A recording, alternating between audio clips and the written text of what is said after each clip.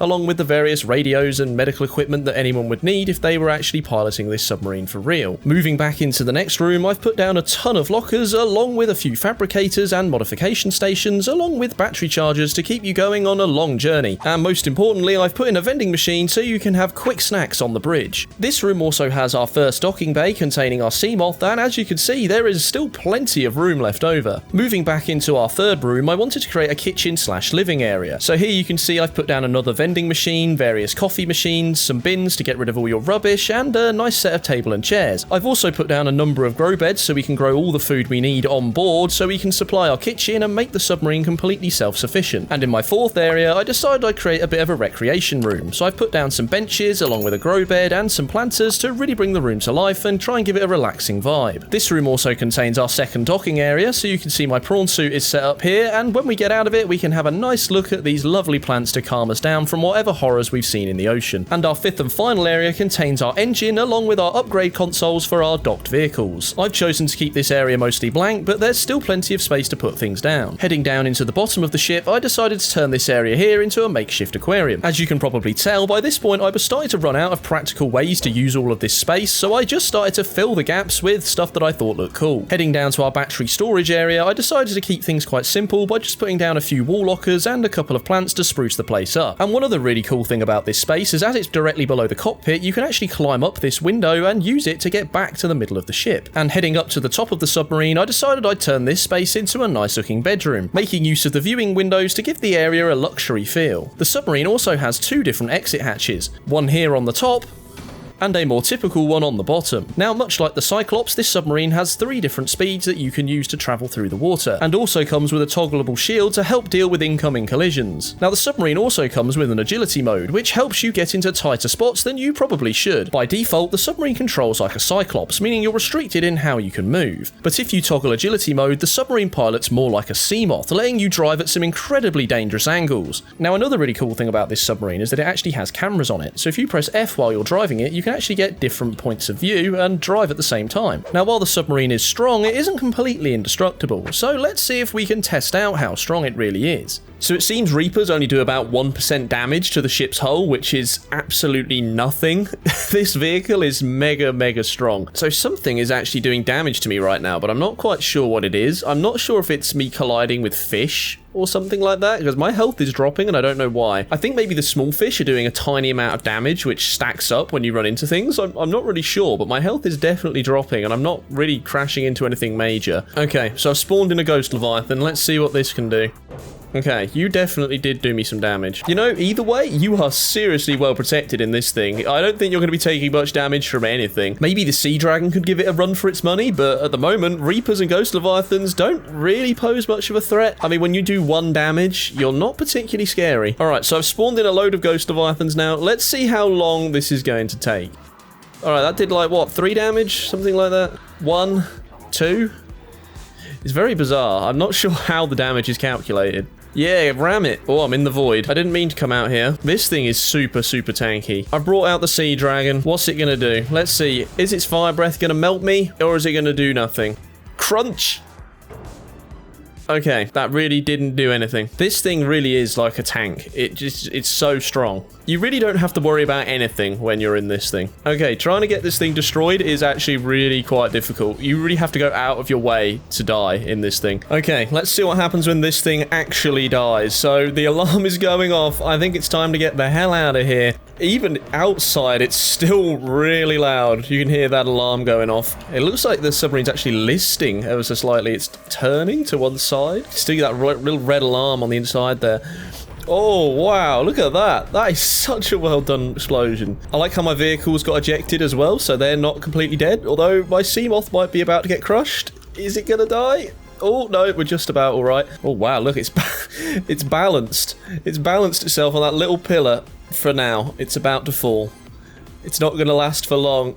Oh, down it goes. Oh, is it going to stay there? Okay, it's kind of propped itself up.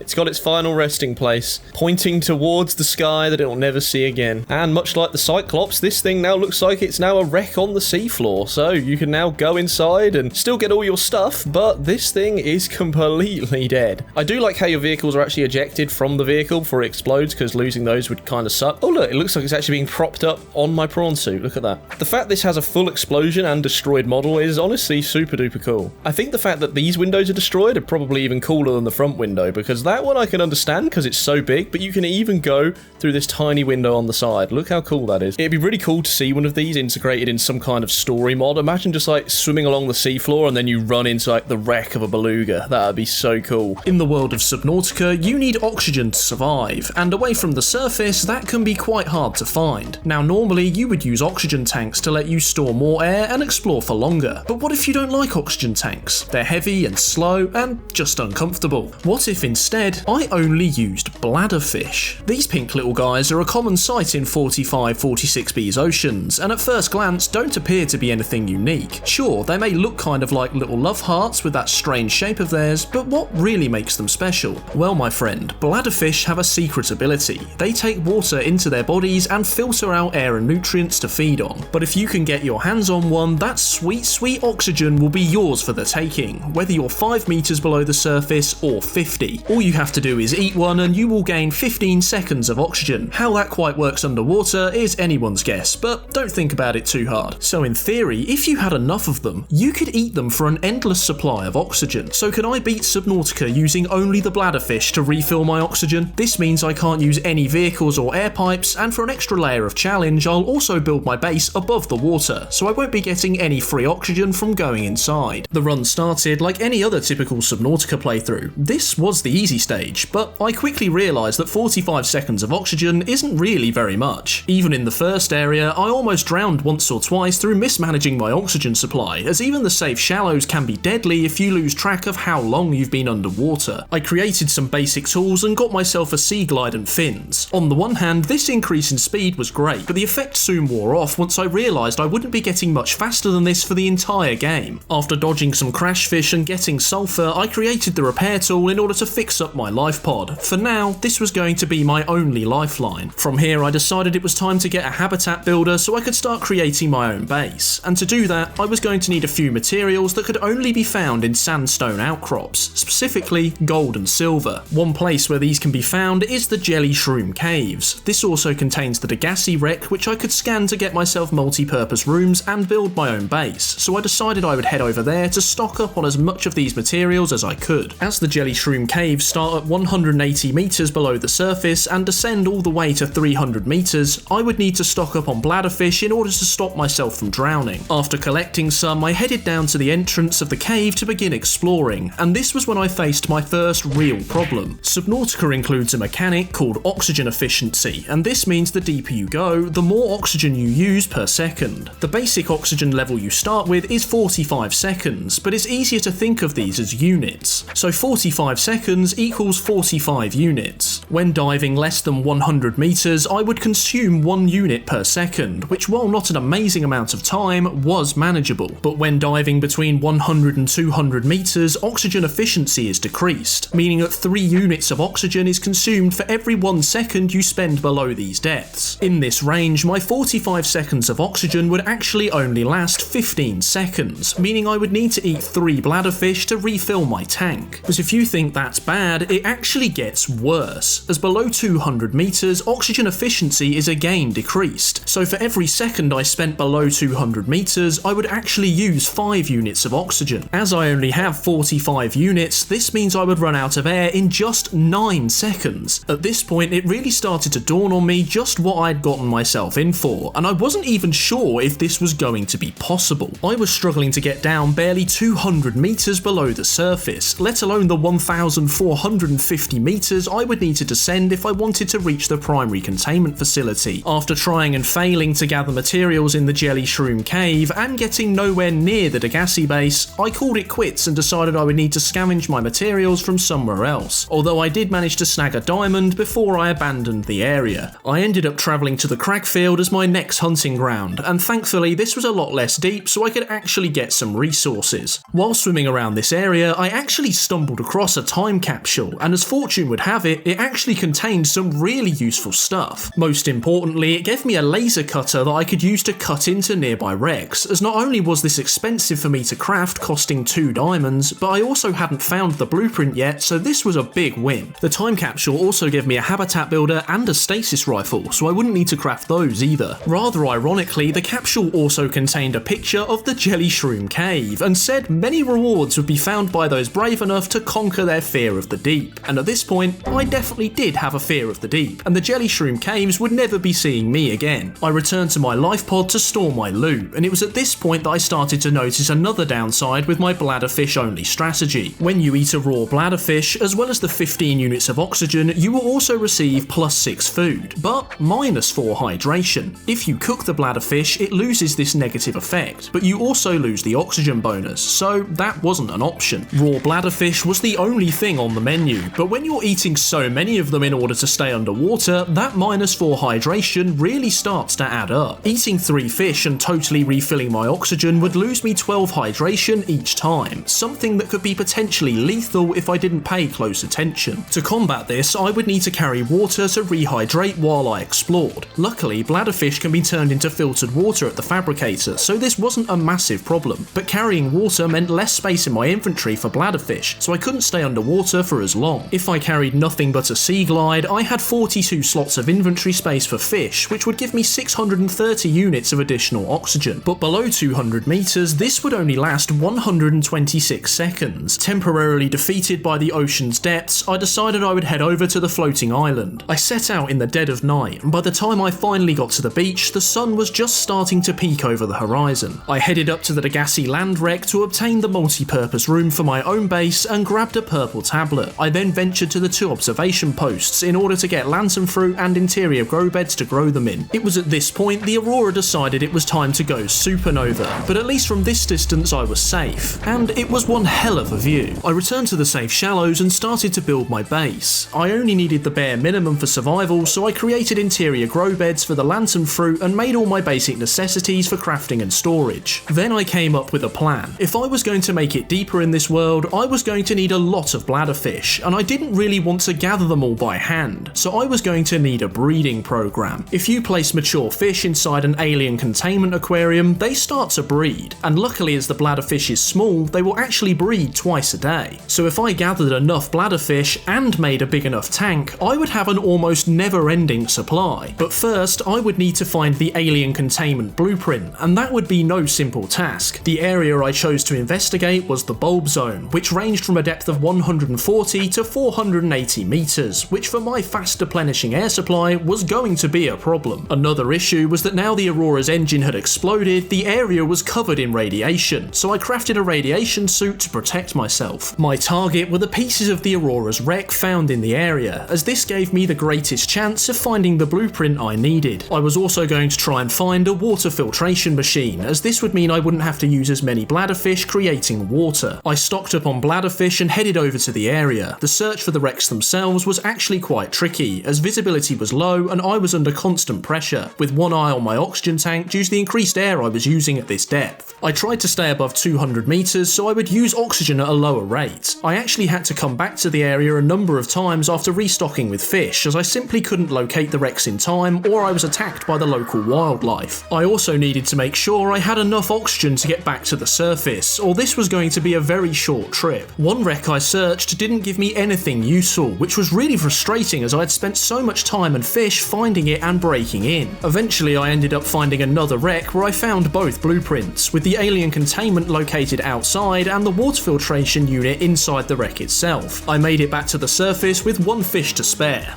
It wasn't even close. Now all I had to do was collect a ton of quartz and titanium in order to make all the multi-purpose rooms and alien containment facilities I would need. As time went by, I created a great tower that reached to the sky, with a huge aquarium filled to the brim with bladderfish. Even with this army of fish, I wasn't quite ready to face my fear of the deep just yet, so I visited the Aurora to retrieve the Neptune rocket schematics and repair the fuel leak in the engine. I also grabbed the cat poster, which was an essential part of completing this run. I headed back to base and stored the loot, and set off to the mountain island. Once I got there, I grabbed all the purple tablets in the area, but this one located underwater almost drowned me after I got disorientated and I wasn't sure which way I'd come in. Luckily, I made it out just in time. I opened up the facility and grabbed any ion cubes I could find, as these would be very important later on. It was getting close to the time where I would have to face my fears and dive deeper, but there were still a couple of advantages I could give myself for the best chance of success. The last way for me to increase my speed would be to find the Ultra Glide fins. These would increase my speed underwater by 2.4 meters a second. To make these fins, I would need to find the blueprint for the modification station and find find the Ultra Glide blueprint itself. I searched the Mushroom Forest, but it took a while to find what I needed. Luckily, this area also contains parts for the Cyclops, and while I couldn't use it, I would need to make one later in order to get its shield generator for the Neptune escape rocket. I looked everywhere, but all I kept stumbling across was useless prawn parts and moonpool fragments. Eventually, I did find the modification station blueprint and the Cyclops hull and bridge parts, so I'd only need to find the engine later on. The most annoying thing with this area was the long trip back to base to refill my inventory with Bladderfish. I burned through them quick, and the journey back wasn't short. I even ended up getting lost a few times, so I had to put down a beacon to make sure I was being as efficient as possible over repeat trips. I ended up finding the fin upgrade next to Life Pod 13, so with everything now in place, I headed back to base and crafted the Ultra Glides. Now I had a dilemma, how to beat the oxygen efficiency problem that I faced earlier, but this time over a much larger distance. I gave in and crafted an oxygen tank. Wait, whoa, put that down. It's not what you think. I didn't actually use this thing, okay? Subnautica has a solution to oxygen efficiency, and it's called the Rebreather. This piece of headgear eliminates the debuff when diving deeper. The blueprint for this is unlocked by crafting a high capacity oxygen tank, so I needed to make one to get the blueprint. I quickly stowed the oxygen tank away in a locker, and I made a rebreather and equipped it. I didn't want to use this until now, as I felt it made the early areas too easy, but as a sea glide and a full inventory of bladderfish below 200 meters would only last me 126 seconds, and that was only if I didn't carry anything else like tools or water, I thought I'd need the extra breathing time to make this at all possible. It was finally time to begin my dive. I knew that I would need lots more bladderfish to give myself enough air to survive, so I crafted a few waterproof lockers. My plan was to line my route down to the primary containment facility with lockers full of fish, so I could refill my oxygen as I went. I located the most direct route to my goal, which was through the sinkhole on the border of the bulb zone and the mountains. This route was pretty much as straight a shot as I could get to the alien thermal plant and the primary containment facility, and importantly missed the disease research facility entirely, as you don't actually need to go there to complete the game. I stocked up on lockers and began my dive, but this was not easy. Not only did I have to get down into the Lost River to place the boxes, but I also had to get back up to the surface again, and that took a lot of fish just going between these 2 points, let alone putting any spare inside the lockers I'd placed. I did multiple runs down and almost died a couple of times from lack of air, and sometimes I ended up ransacking the lockers I had already placed just to make it back to the surface. This was a really tedious process, and it didn't even feel like I was making any progress, because I kept having to eat the bladderfish I placed in the lockers, and this didn't even take into account the long trip back to my base after I'd reached the surface to go and get more. It also didn't help that a lot of my inventory was taken up by unplaced lockers, as I wasn't getting deep enough to put them down before I had to turn around. It's also really hard to see these lockers when they're floating underwater, so I ended up having to place beacons next to them so I could find them. I continued like this for a while before I realised this was taking way too long, so it was time for drastic measures. I returned to base and took everything out of my inventory that I didn't need, as I was going to go on a one-way trip down as deep as I could, and place down a load of lockers to free up my inventory space. I wouldn't survive the trip, but this would make all of my future runs easier. I headed down the passage that I'd been down so many times before, down the Lost River and into the lava zone, but I actually ended up getting a lot further than I was expecting. I didn't have a great deal of oxygen, health or water left, but maybe I could make it to the thermal plant. This was it. It was time to go all in. I abandoned putting down the boxes and kept pushing forward. I came up on the left side of the thermal plant and a sea dragon launched its fire breath right over my head. I dove into the tunnel and headed deeper inside, grabbing some kyanite as I went. I crashed through the thermal plant barrier with just a little health to spare. I wasn't in good shape, but I'd made it. I couldn't quite believe it. Then I realised because this was a death run, I hadn't brought anything with me that I could use to take advantage of being here. I couldn't grab the blue tablet I needed to access the primary containment facility, as I hadn't brought a purple one with me to unlock the door. I took a quick look around and luckily the place contained an ion cube. Maybe I could use this to power up the teleporter that was here. I dashed back up the ramp while dodging the architect drones. Normally these aren't much of a threat, but I didn't have a lot of health. I ninja'd my way past them and placed the ion cube in the teleporter. It roared to life and I'd never been so happy to see its green glow. I stepped through and was teleported to the quarantine enforcement platform I had opened earlier. This was a game changer. I headed back to base and grabbed a purple tablet. I then travelled back to the teleporter and placed it into the facility's control panel, unlocking the blue tablet that I would need to access the primary containment facility. I then once again returned to base, as I would need to craft another blue tablet in order to make it into the Sea Emperor's enclosure. I also made sure to grab the ion cubes I'd found earlier in the quarantine enforcement reinforcement platform to activate the teleporters found in the facility. I geared up with as many bladderfish as I could while also carrying all the items I needed and headed back to the teleporter. I gambled that the distance between the thermal plant and the primary containment facility was shorter than from the surface to the thermal plant, so it made sense to start from there, even if there was a bit of backtracking involved. This was going to be a big gamble, because if I died, I was about to lose a lot of progress, but I pushed that thought aside and set off. I travelled through the lava zone and down the lava tunnel towards the primary containment facility. Compared to the previous trip, this was so much easier. I was a little worried about the heat damage, but it turned out to not be as high as I thought. I managed to dodge the sea dragons in the area and made it to the facility. I put down my blue tablets and headed inside. My number one priority was getting the teleporter in the Sea Emperor's moon pool open so I had quick access back to this area. Funnily enough, with all of the Sea Emperors talking and her taking so long to move over to remove the sand from the teleporter, I actually used a good chunk of my oxygen supply, although she did eventually open the way and I used my ion cubes to power the teleporter. From here, things were relatively straightforward. I grabbed all the items I needed to create the hatching enzymes, and with my rebreather, this was a lot easier than it had been before. I crafted the enzymes just in time before my bulb bush sample deteriorated, and I headed back to hatch the eggs. I was now cured of Kharaa, and I could deactivate the enforcement platform. The only remaining task was to craft a Cyclops to get its shield generator, and then craft the Neptune escape rocket. This actually took a lot longer than I was expecting, as I hadn't really gathered that many resources during my run. I had to head over to the Northern Blood Kelp Zone cache to grab 4 more ion cubes for the boosters, but everything else was relatively painless with the right planning. I finished crafting the rocket and took one last look around my home. I had room to take stuff with me, but I didn't really own anything. But then I thought of the bladderfish. They had earned their ticket off this rock too. I couldn't have done it without them, so I packed the rocket full with my little friends and set up all systems for launch. There was just one thing left to do. I headed over to the time capsule and filled it with the only thing those who would come after me would need to survive this planet. I sat down in my chair and blasted off. My mission was complete. So I recently completed a challenge where I beat Subnautica using only the bladderfish to refill my oxygen. It was painful, but I did it with the help of the rebreather and teleporters. And some of you commented that I could have used unpowered multi-purpose rooms with alien containment facilities to hop my way to the seafloor. Then I could refill on fish as I went, and as the bladderfish continuously breed, I wouldn't have to keep refilling the aquariums. And this got me wondering, would this actually work? I hopped into a creative world to find out, and crazily enough, it did. Even without any power to the base, bladderfish will continue to breed, and as these bases are offline, no oxygen is produced. In unpowered bases, oxygen efficiency still applies, so there's no benefit to being inside. And these two facts meant only one thing. I was going to have to do this again,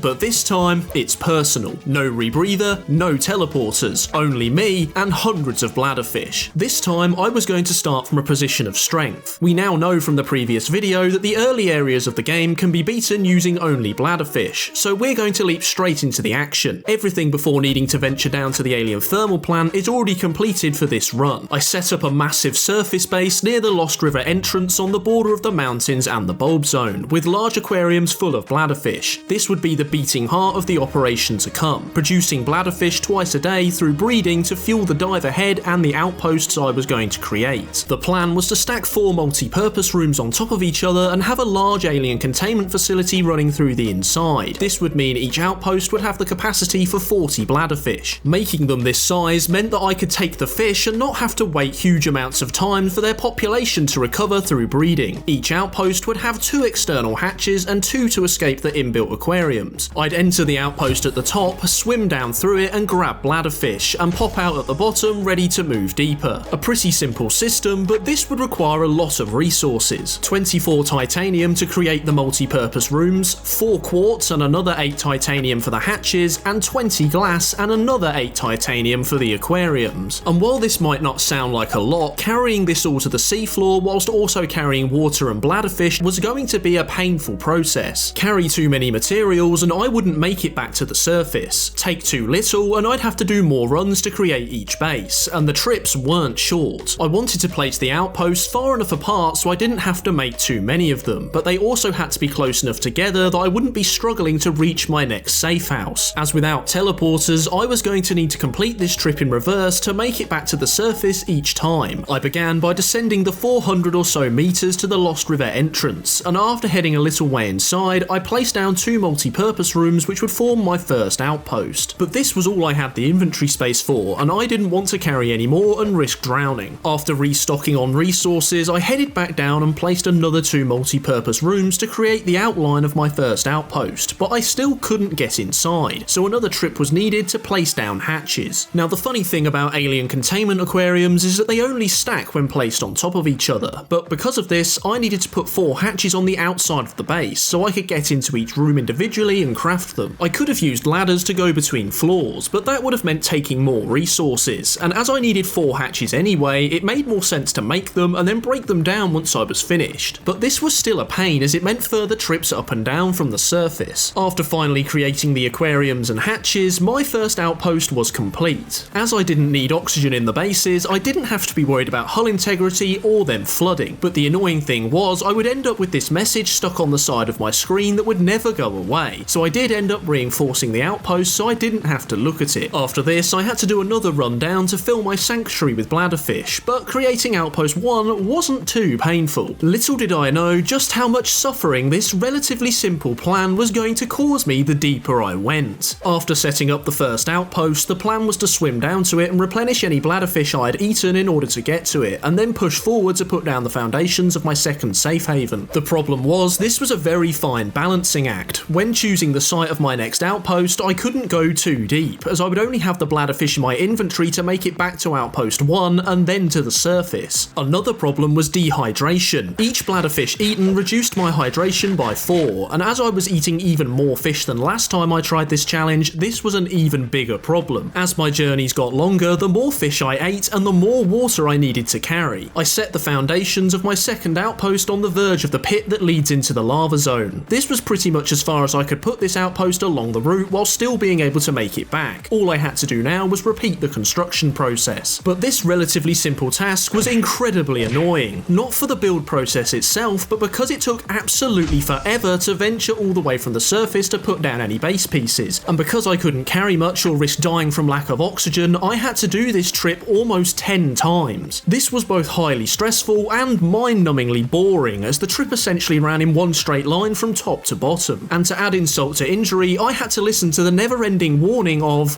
oxygen, oxygen, oxygen. Around the site of outpost number 2 was a ghost Leviathan, which made everything even more dangerous, as it liked to try and attack me while I was building. After what seemed like an age, I finally finished outpost 2 and filled it with bladderfish, and set out to create outpost 3. This one was to be set in the lava zone, at the opening of the cave which houses the lava castle. And let me tell you, this area has one very unfriendly guard dog, the sea dragon that likes to camp right by the entrance. Even when putting down my first multi-purpose room, he made it perfectly clear that he did not like me entering his territory, and I had to use the foundations for cover from his fiery wrath. Even on the return trips to place down hatches, he just wouldn't give me a break, and all this was happening while I was still trying to place down base pieces and not drown in the process. Luckily, once the hatches were placed, I was mostly safe when building, but I still had to reach them without being barbecued. After filling outpost 3 with bladderfish, I decided I'd make a break for the alien thermal plant. I'd need to make it from the outpost through the lava zone and into the facility whilst carrying a purple tablet. This would let me open the door that was housing the blue tablet I'd need to access the primary containment facility. This was the first test of my outpost strategy. Had I put my safe house close enough to the thermal plant, not just to get to it, but to also get back, as once I left outpost 3, I wouldn't be able to restock on fish. Another worry was the heat damage of the area. Would the journey be too far and cook me alive? So I made sure to carry a first aid kit just in case. Taking one final deep breath, I set off. The journey was short but treacherous, with the sea dragon circling overhead and even phasing into a nearby wall just to give me some added stress. Luckily I made it to the facility and grabbed some kyanite as I went. I snagged the blue tablet and mentally prepared myself for the trip back. Did I have enough fish left to give me enough air to survive? I ventured out on what was actually an uneventful trip. The sea dragon must have gotten bored, and I made it back to the outpost without any attacks. Step 1 was now complete. Now I just had to get to the primary containment containment facility. Not wanting to create another mind-numbingly boring outpost, I decided to gamble to see if I could make it from Outpost 3. I set off and things were going well. That is until the Sea Emperor and the Sea Dragon decided to team up to try and stop me. The Sea Emperor spoke to me with its telepathic ability, which blocked out some of my vision, and an opportunistic Sea Dragon decided to use that to its advantage. It decided to try and snipe me with a fireball, but luckily I was close enough to a sonic deterrent block to take cover and block the heat. I ended up swimming through the Sea Dragon's very tentacles to make it to the facility, but I'd made it. Once inside, I opened the Sea Emperor's enclosure and placed an ion cube found in the facility into the egg incubator, and then I was left very confused. I thought that would be enough to unlock the recipe for the hatching enzymes, but I'd made a mistake. It turns out you don't actually get the crafting recipe until you power the facility's teleporter, even if you don't use it, and I hadn't brought an ion cube to power it. This meant I would have to undertake another dangerous trip back to the surface in order to get another ion cube. But this confusion about not getting the crafting recipe had also led me to waste Bladderfish while I swam around wondering what had gone wrong. Would it even be possible to make it back to Outpost 3 now? Either way, I didn't have much choice but to try. I set out again and dodged the Sea Dragon that launched its fire breath at me. These guys really had it in for me on this run, but once I got past him, I safely made it back to Outpost 3 with a few fish to spare. From here, I did another run down to the facility and powered the teleporter, but I still didn't get the notification of a new recipe. I returned to the surface and hoped that I had it, and when I went to the crafting station, luckily I did. After gathering the materials needed to make the enzymes, I did one last uneventful trip and hatched the eggs, completing my mission. I then returned to the surface to breathe in that fresh air. Damn, was it nice. These things taste like plastic. Now, if you want to take on this challenge, I have one piece of advice. Just don't do it. This was incredibly tedious and, to be honest, very painful. Not for the building itself, but for how many trips you have to do to and from the surface to make the outposts you need. There's nothing to be gained from doing this. Let my pain serve as a warning. Water is important, especially on a planet dominated by fish, so removing it all would probably be quite bad. Almost every creature would go extinct, never to be seen again, and I'd have to walk around with flippers on. Do you know how uncomfortable that is? Unless we can pull off the biggest heist in 45-46B's history, we're going to preserve the planet's life from the biggest drought it has ever seen by evacuating them to space. Every second that passes, the water level will drop, reducing the livable area the planet's creatures have to survive. My mission is to rescue as many creatures from extinction as I can by delivering them safely to the storage tanks on the Neptune escape rocket to take them to a brand new homeworld. For each species, I will need to grab either 2 individuals or 2 eggs to ensure the species survives, and any that I don't manage to rescue will be gone forever. That means most of the big boys are already doomed, but our smaller friends still have a chance. Let's not waste any more time. Hoopfish, come here. We must save you. That's an egg. That's a sand shark egg, I believe. Okay, we got 2 of them. The sand shark is safe. Boomerangs. Oh, the bladderfish. I will be starving to death without the bladderfish. Stop running. You are being rescued. The prawn suit is actually going to play a really important role in this. As you probably know, the game is designed for swimming, not walking. So I think there's going to be a lot of areas where I'm going to get stuck, which is going to be a bit of a problem. So the prawn suit's grapple arm is hopefully going to save my bacon a little bit. Is that an eye? I think that's a new creature. This is a forceful rescue operation. You don't get a choice whether you get rescued or not. I don't know if we can pick that up.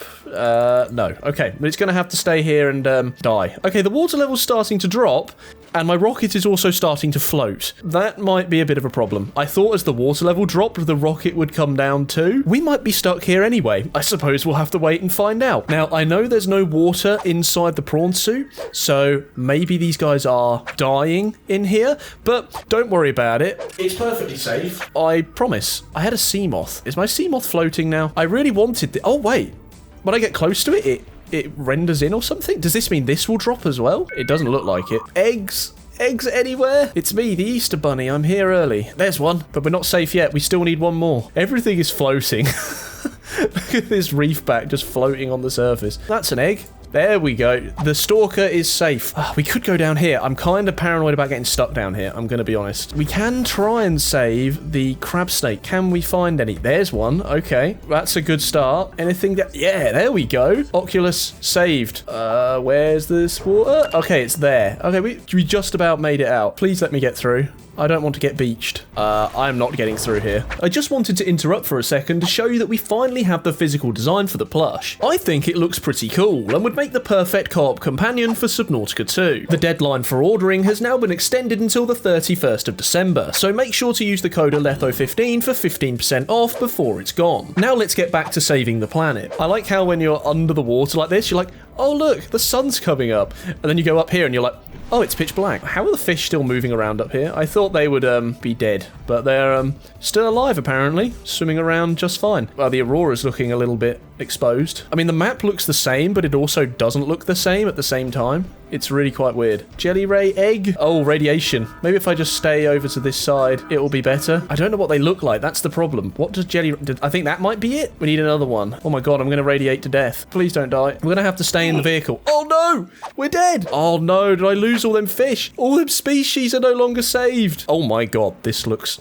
horrifying. Are we under the map? Can I get out of the void? That is an interesting question. Okay, we're good. Panic over. God damn it. I don't know what I've saved and why I haven't now. We'll save the floaters. Are they technically a life form? I think so. Come here. You're being rescued. Do not resist. Oh no, did we lose the stalkers? Oh, this is a disaster. All these species are going to go extinct because I died to radiation. The Reginald. We've saved the new fish. Do not panic. Peeper, quick, we must save you. Again. Oh no, wait, we're good. Some of our stuff survived. Okay, we're not completely doomed. Right, let's stay in the vehicle before we die. Oh, we even die in the vehicle. All right, we need to just get the hell out of here. The drama. I thought we'd lost a species. We've brought it back from the dead. Okay, I think that's the jelly ray. We need to kind of go down into the bulb zone. But the bulb zone's going to be irradiated to all hell. I think the gasopod is definitely off the list. I don't think we're going to be saving that. That's a creature egg. I don't know what that is. Oh, you're probably a mesmer egg, aren't you? I can't pick up a... Ah, there it is. I think that's the mesmer we've saved. That water level is coming. I'm just conscious that it's just dropping all the time. It's just dropping, dropping, dropping. Oh, what is that? That might be a bone shark egg. I need to be careful I don't get too far away from the prawn suit, otherwise I can still drown. To be fair, if one of these bone sharks decides I'm tasty, it might just kill me. It's looking rather dry around here now. The mushroom forest is gone. I think the real problem is going to come when the water is actually completely drained out of these areas, because I think getting around is going to be a real pain. Oh, buddy, you had no idea the pain you were going to experience later. It's definitely getting lower. This zone is going to be off limits soon unless I find an egg. I think that's an ampeel egg. Oh, this radiation's so annoying. Stop attacking my prawn suit. I'm trying to save your species, man. The ampeel is saved.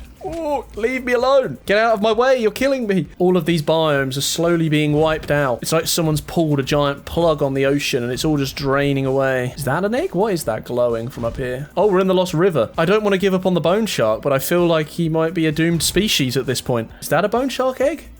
Yes, I think that is. We're going to have to store all these eggs. Hopefully we can find these again later. You'll want to remember this. It'll be important later. Maybe the Lost River won't be that hard to get out of. The incline on any of the terrain is not massively high. Wait, that's a new fish. It's gone. I've lost it. You're a lone spine fish. You are saved. Hopefully none of the fish we've rescued actually have Kharaa, because then every species is going extinct. We need to not get eaten by this ghost Leviathan. That's what we need to do. This is where we're not going to be able to get back out. If we're going to get stuck anywhere, it's going to be here. Entering the lava zone seemed to trigger the end game. The water level started to drop by 1 meter every second, so it wouldn't be long until this entire place was dry land. The lava ray, or whatever they're called, do they have an egg? I don't know. You're like a lava boomerang, aren't you? We need to save the lava boomerang. That's like a different species. You're a magmarang, that's it. That's your name. The red eye, it's a different species. Time for some quick repairs. I can hear the horrifying sound of the sea dragon. It's in the distance. Please do not shoot me. Please go away.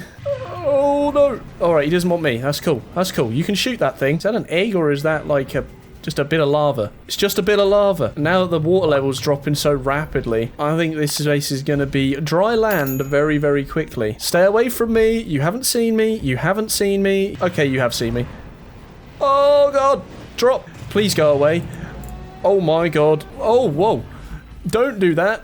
Where the hell's my prawn suit? Maybe it's time to get out of here. Maybe we've saved everyone we can save. I mean, the warpers are all going to die here, but hey, who cares about that, right? We never even got the crab squid. We didn't even get into the Grand Reef. I don't know how we get out of here now. I'm lost. I'm getting kind of scared that I'm never going to see the surface again. I mean, to be fair, the surface is coming to me, not the other way around. Is there a way out up here, or am I just swinging to nowhere? Please, no. See, I like how I'm in the lava zone, yet the surface is apparently 394 meters away, which is also kind of terrifying. Every second this takes me, the worse this gets. Come on.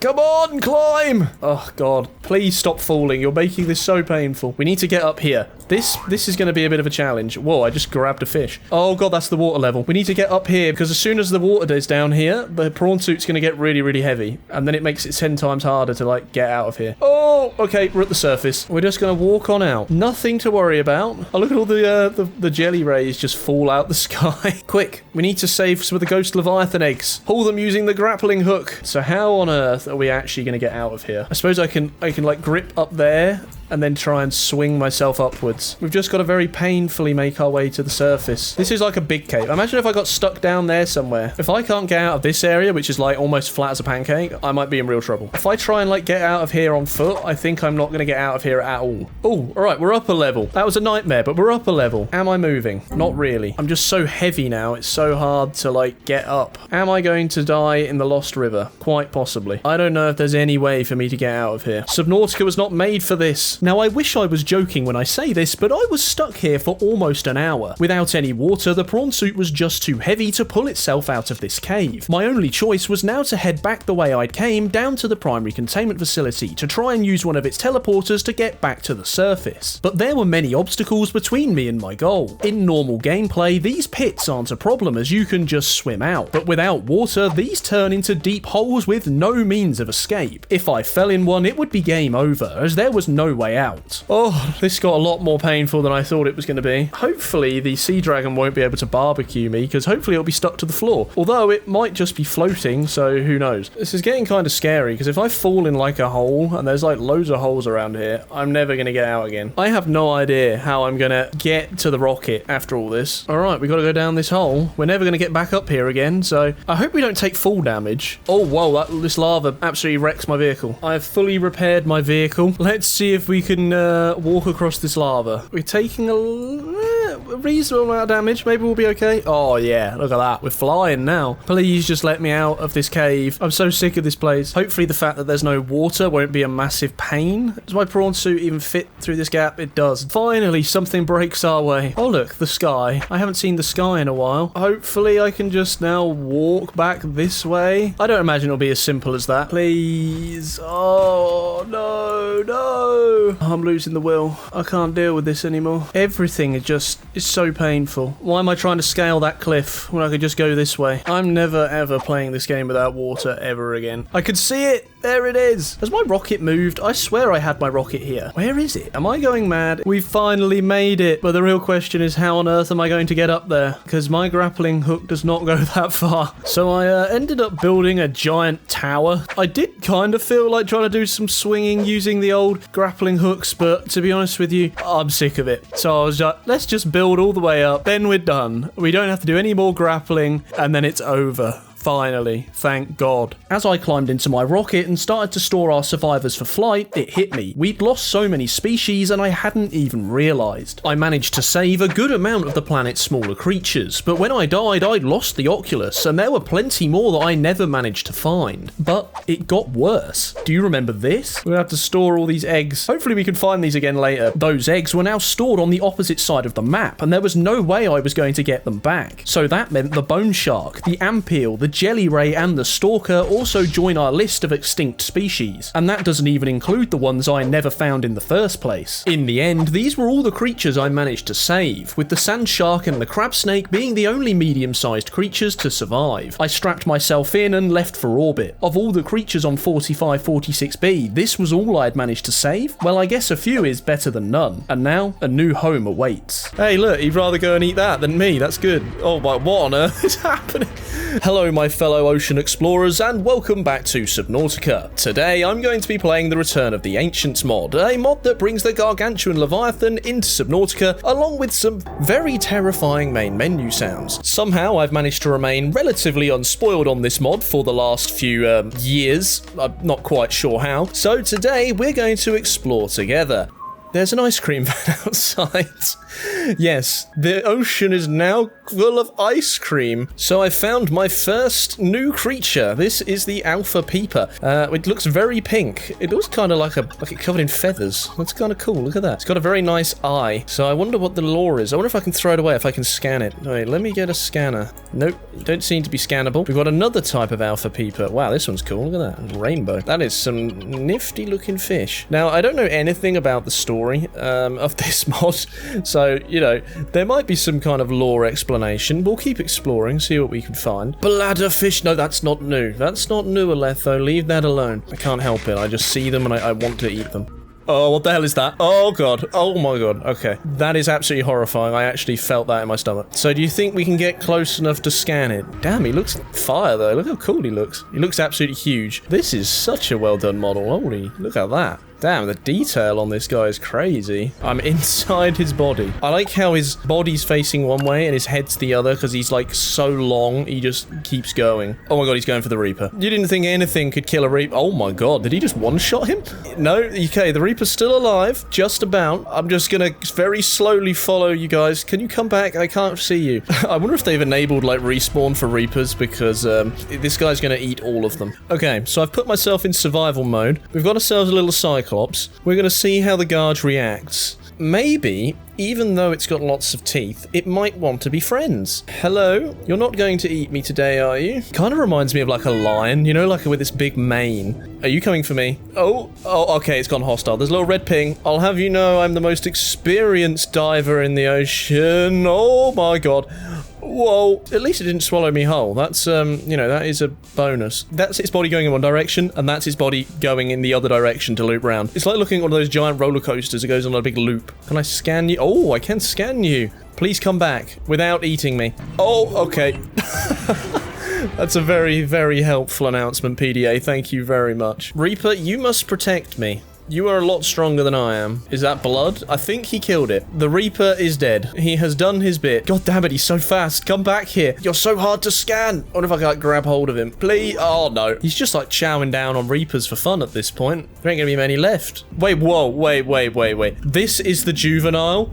Oh my God. This is the juvenile. Are you kidding me? This is the small one. Please stop chasing me. Oh my God, you're jumping out of the water to chase me. So the Aurora's blown up and it's woken something up. There was some horrifying noise that came after that thing exploded. The PDA even said there was tectonic activity. The whole ground is moving, and it wasn't the explosion. Ha, Reapers. You don't scare me. There's a Gargantuan Leviathan over there. They eat you for breakfast. Is that the Aurora making that noise? No, it's a Garge. Okay, Mr. Gargantuan Leviathan, can we be friends? Are you even bigger than the other one, or are you the same size? I can't tell. I wonder if there's anything new in the void. Let's have a look. Gonna be honest, ghost Leviathans don't seem as scary now. That's if there still is any out here. Oh yeah, there is. Sounds like there might be something else out here too, though. I'm gonna be honest. The odds of surviving an encounter with an Apex-class Leviathan are 3,720 to 1. Never tell me the odds. Whoa, where did you come from? Oh my God, that is huge. Look at the size of it. It takes up like the whole screen. Oh, even the roar makes the screen shake. It's kind of horrifying how it just kind of disappears into the darkness. Oh my God. Wow, look at the size of that mouth. Look at the tongue. I summon Warper and Boneshark in attack mode. Defend me, creatures. Oh, I'm up. One of you's got to do something right. Hey, look, he'd rather go and eat that than me. That's good. Oh my, what on earth is happening? Whoa, what is that? Am I dead? I think I'm still alive. There's a very big crack in the screen. Please don't eat me. Where on earth does it end? Where does it start and where does it end? Now this is kind of horrifying. It's just pitch black. Now the screen is shaking. Let me use my very small light. I'm sure that's going to really help me. I see, you start following its body this way and you're like, wait a minute, it's already turned around and it's going the complete other way. This is a real Gargantuan Leviathan. I love that they have like the custom PDA voices. Like these are so cool. I'm not sure what I did here. I just used the day command, but I think I broke something because I don't think it's supposed to look like this. All right, guys, I've decided I've had enough of this planet. it's time to get out of here. That fish is just too big. Oh, whoa, okay. Yeah, I think this means I'm not gonna get rescued. Look at the size of it compared to the gun. That is absolutely massive. Down it goes. I'm sure they survived that. I'm sure everything is fine. You know, I'm starting to think the Aurora got the good end of the deal. We just got shot down. At least we didn't get eaten too. Oh, imagine if you could, like, find the sunbeam in the void. That'd be so cool. So there is one last thing I'd like to show you before I go, and that's that this mod actually lets you build architect structures and some architect equipment. So this is a little base that I made earlier just to give you a bit of a showcase of what can be done, and it's actually super duper cool. Now, as far as I can tell, pretty much every alien artifact that's in Subnautica can actually be crafted in this system. There might be one or two missing, but as far as I can tell, pretty much everything is here. You know, you've got yourself these little computers which you can display things in. You've got dissection tables, which you can't interact with, but they still look quite cool. You've got these little microscope things and general tables, and you've even got these lights which look really nice. Obviously, they're activated by when you get close to them, so you go away and you get closer and they pop out like that. And you've also got these lovely display cases which you can actually put items in. So if I put my flashlight in there, it should hopefully pop up. There you go.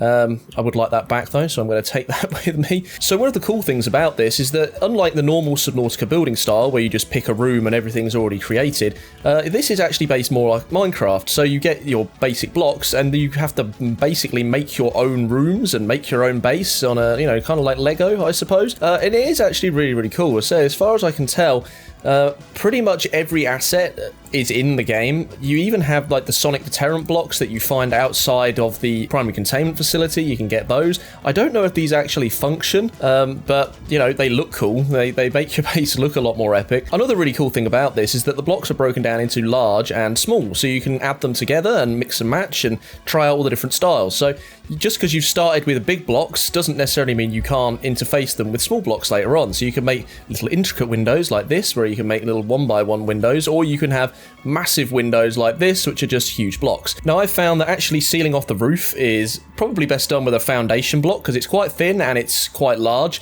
Because otherwise you have to go around and place each block individually to fill in the roof, which is a bit of a pain.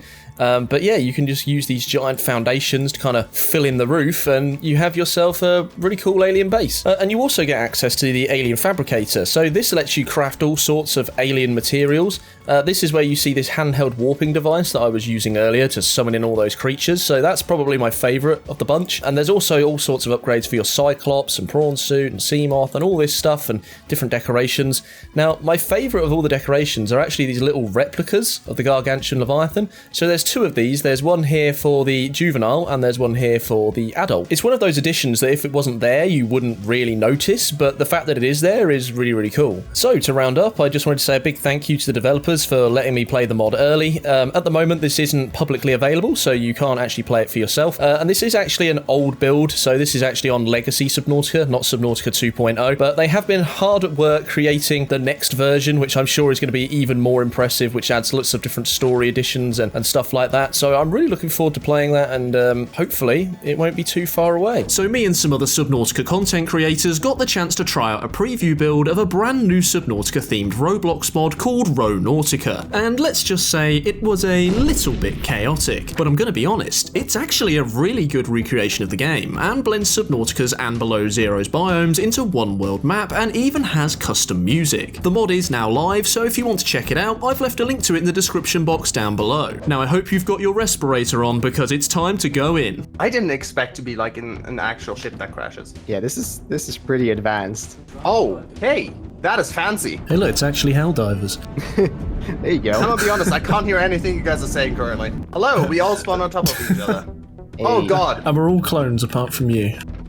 Yeah, I decided I'd customize my character. We should probably put out that fire, don't you think? Error. Integer limit exceeded. Okay, I guess we're not repairing anything. Hey, the fabricator works. Kind of. Oh, it does? There's a medkit here. Whoa, I'm on your head. Nice. Perfect. Yeah, it's very easy to get on top of one another. Oh, okay. Hey, I recognize this.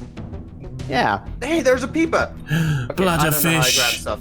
Bladderfish. Why cook the friend? Oh, Tab brings up the we have an PDA. entire inventory. That is cool. I love that. How did you get up there? I don't know. I just kind of ended up there. Oh, of course, leave it to the speedrunner to immediately break it. Yeah. Okay, so like we can make a Seamoth and Cyclops and stuff, right? Yeah, that's all functional. I have a survival knife. Let's go. Nice. Nicely done. And I can stab you guys. And the noises in the grassy plateaus are not nice. Did you manage to fit into the life pod? Because I'm too fat for it. Yeah, I did. In fact, Dang, fit in. why am I the thick one? Saw the bacon. Yeah, see, you can't fit in there either, can I you? can't get in, and I haven't even eaten any How do you guys bacon. not get in? I don't know. Just don't fit. I was born this way. Don't judge me. I will judge all I want. I see lily pads. Yeah, I'm in the lily pad islands. Oh, that is awesome. Crush fish! Sick. Don't die. I survived, it's okay. Oh, guys, I think I found precursor stuff. Hey, yo. There's like just one of those precursor lights here. I think I hear you. Come Oh yeah, through. hello. I'm up here. Hey. Hey. The precursor light is right up here. Is there anything down there? Yeah, there's, it's like a little tablet or something, but it seems broken. Oh my god. You're out here getting stacked. What is this? Mobile vehicle bay? He's got fins. Okay, I believe I just perished. Does that mean I'm alone? Oh wait, we actually have to scan things as well? The vehicles, Wait, what? the vehicles are unknown. No, did we use the Yeah, I believe vehicle- there's blueprints that you have to get. Hello, fellow ocean explorers. Hello. Hello. Why are you naked? Oh no, why am I naked? Not even he knows why. Aiken, what are you talking about? Why are you not wearing clothes? I don't know. What happened to your hair? Yeah, why did I went bald. Aiken, explain yourself, please. Oh It my was a God. wig all along. That smile, that's the face of someone who knows what he was doing.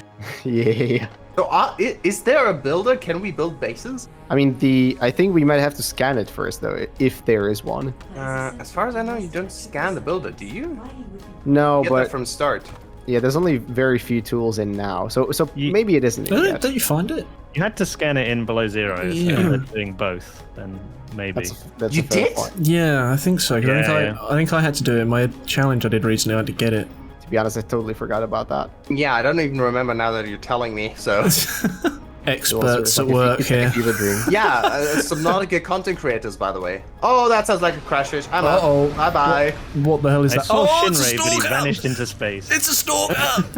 Oh Yeah, god! it was a crash fish. Somebody help me! There's a stalker! It's eating me! Yeah. That's why you always keep a fish on Where are you? I would love to help. Sylvana, help me! Eat him, not me! you. No builder. Oh gosh. Okay, let's chop him to So- pieces. What is a lubricator? Um, Is that just lubricant? Oh yeah, that's just lubricant. I was like, what is a lubricator? Okay. yeah. So, actually, I believe it's because you know how we talked about Roblox having issues with some words before. I believe Oh it my- has. I believe it has trouble with the word lubricants. There's no way they banned the word lubricant. So, for example, yeah, I believe they also have. They can't call stalkers stalkers because they have a problem with that word as well. This game, I swear to God. So, wait, why are there 5 people? Who's the 5th person? I guess that's Will. There's a 5th person. Oh wait, you aren't Will. I thought you were actually. No, I Yeah, just you're still Christmas ham. I didn't know there was 5 Will of got us. me.